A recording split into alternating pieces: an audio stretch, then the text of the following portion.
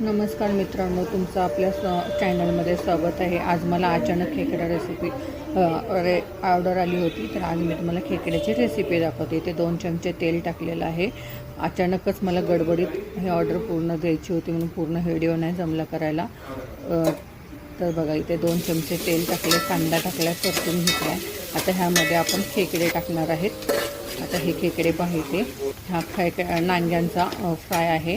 आता हे कांदा गुलाबी झाला आहे, आपण त्याच्यात खेकडे परतून घेणार आहोत।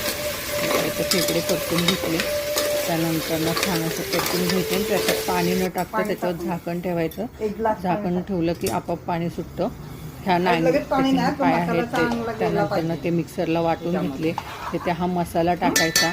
मसाला चांगला त्याच्यामध्ये मुरेपर्यंत ते झाकण ठेवून परतून घ्यायचं छानपैकी, आणि मग नंतर त्याच्यावरती झाकण ठेवायचं, त्याच्यामध्ये पाणी ठेवायचं।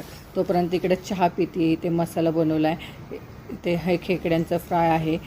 आता ह्या वाटलेले जे पाय होते त्याचे ते आपण पाणी गाळून त्याच्यामध्ये टाकणार आहोत, की त्याने हे पाणी असं त्याच्यात टाकायचं। ह्याने काय होतं, भाजीला टेस्ट येते आणि छान लागते।